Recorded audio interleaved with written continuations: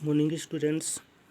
आज का अपना टॉपिक है CBSE class 9th, subject Hindi, topic क्रिया डिस्क्रिप्शन, क्रिया तथा क्रिया भेद। प्यारे विद्यार्थियों, आज अपन क्रिया और क्रिया भेदों के बारे में जानकारी हासिल करेंगे कि क्रिया क्या होती है और उसके भेद क्या क्या होते हैं। तो सबसे पहले अपन क्रिया के बारे में अध्ययन करते हैं कि क्रिया का अर्थ है किसी काम का करना या होना पाया जाए। काम को ही वैसे सामान्य रूप से क्रिया कहते हैं।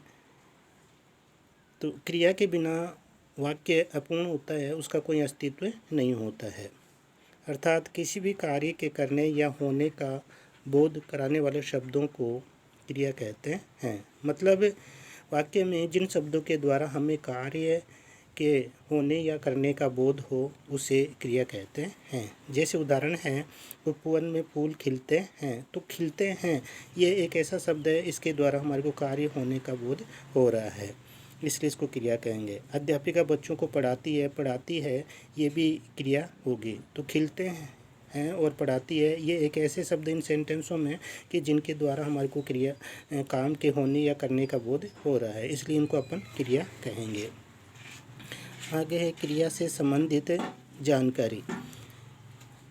क्रिया के से संबंधित सामान्य जानकारी निम्न है। कुछ क्रियाएं स्वयं संपन्न होती है तो कुछ को समापन किया जाता है। मतलब कुछ क्रियाएं स्वयं संपन्न हो जाती हैं तो कुछ क्रियाओं को संपन्न कराया जाता है। जैसे तारे चमकते हैं, इसमें चमकते हैं ये जो क्रिया वो स्वयं हो रही है, जबकि दूसरे में माँ खाना बनाती है। बनाना जो क्रिया है वो स्वयं न होकर के किसी के लिए की जा रही है, इसलिए इसमें क्रियाएं होगी। अगला है क्रिया के बिना वाक्य अस्तित्वहीन होता है। मतलब उसका कोई महत्व नहीं होता। जब तक वाक्य में क्रिया नहीं होगी उसके वाक्य का कोई महत्व नहीं होगा। जैसे रमन ने नई साड़ी, अब नई साड़ी इसमें क्रिया नहीं है, इसलिए इस सेंटेंस का कोई महत्व नहीं है। दूसरा, रमन ने सुंदर चित्र बनाया। तो बनाया ये जो क्रिया है इसका अस्तित्व, इसका महत्व है। तीसरी है क्रिया पर लिंग, वचन तथा काल का प्रभाव पड़ता है। जो क्रिया होती है उस पर लिंग, वचन, काल का प्रभाव पड़ता है। जैसे अमित पढ़ रहा है, अब अमित पुल्लिंग है तो क्रिया भी किस में है? पुल्लिंग में। अमिता पढ़ रही है, अब इसमें अमिता स्त्रीलिंग है तो क्रिया भी यहाँ पे स्त्रीलिंग में है। अमित एक वचन है तो क्रिया भी एक वचन में है। यहाँ अमिता एक वचन में तो क्रिया भी एक वचन। मतलब क्रिया पर लिंग, वचन, काल और कारक का भी प्रभाव पड़ता है। ऐसे ही लड़की नाच रही है और लड़कियां नाच रही है, तो इसमें लड़की जो है स्त्रीलिंग है तो रही है ये क्रिया भी स्त्रीलिंग है। अब यहाँ पे देखें, लड़कियां नाच रही है तो लड़कियां यहाँ पर बहुवचन है तो क्रिया भी बहुवचन में है।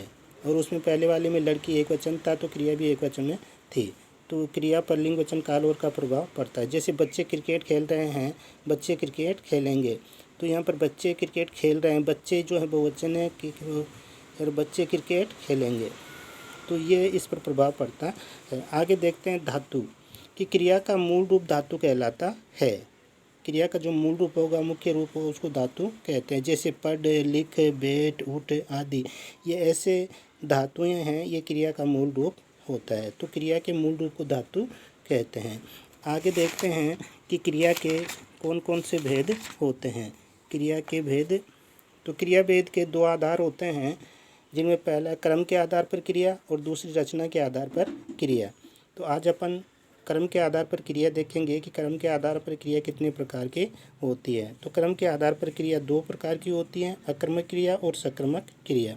तो पहले अकर्मक क्रिया देखेंगे कि जिस क्रिया में कर्म की आवश्यकता नहीं होती है और क्रिया का जो प्रभाव है वो कर्ता पे पड़ता है। मतलब जो क्रिया बिना कर्म के की जाती है और क्रिया का प्रभाव कर्ता पे पड़ता है उसको अकर्मक क्रिया कहते हैं। जैसे वह सोती है, यहाँ पर सोती है क्रिया का प्रभाव वह जो करता है उस पर पड़ रहा है, इसलिए इसको अकर्मक क्रिया कहेंगे। क्योंकि ये क्रिया जो है वह बिना कर्म के की जा रही, इसमें कर्म नहीं है। तो अकर्मक क्रिया में कर्म नहीं होता है और क्रिया का जो प्रभाव वो कर्ता पे पड़ता है। दूसरी है सकर्मक क्रिया। जिस क्रिया में कर्म होता है, मतलब जो क्रिया कर्म के साथ में की जाती है, उसको सकर्मक क्रिया कहते हैं। और क्रिया का प्रभाव जो है वो कर्ता पे न पड़ कर के कर्म पे पड़ता है, उसे सकर्मक क्रिया कहते हैं। अर्थात सकर्मक क्रिया वह क्रिया जिसमें कर्म होता है और क्रिया का प्रभाव कर्ता पे न पड़ कर के कर्म पे पड़ता है, वो सकर्मक क्रिया कहलाती है। जैसे गौरव आम खाता है। अब खाता है, ये जो क्रिया है वो कर्म के साथ में की जा रही है। यहाँ पे आम जो शब्द है वो कर्म है और खाता है का प्रभाव आम पे पड़ रहा है।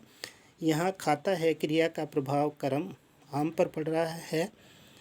अकर्मक सकर्मक क्रिया की पहचान करने हेतु क्रिया के पहले क्या जोड़ देते हैं। अगर हमारे को क्या जोड़ने से उचित आंसर मिल रहा है, उचित उत्तर मिलता है, तो वही कर्म होता है, उसको सकर्मक क्रिया कहते हैं। और क्रिया के पहले क्या जोड़ने से हमारे को उचित आंसर नहीं मिलता है, तो वो अकर्मक क्रिया होती है। इस तरह से क्रिया के पहले क्या जोड़ करके अपन सकर्मक अकर्मक की पहचान कर सकते हैं। जैसे क्या खाता है, कोई उत्तर नहीं आ रहा है, तो इसमें अकर्मक क्रिया हुई।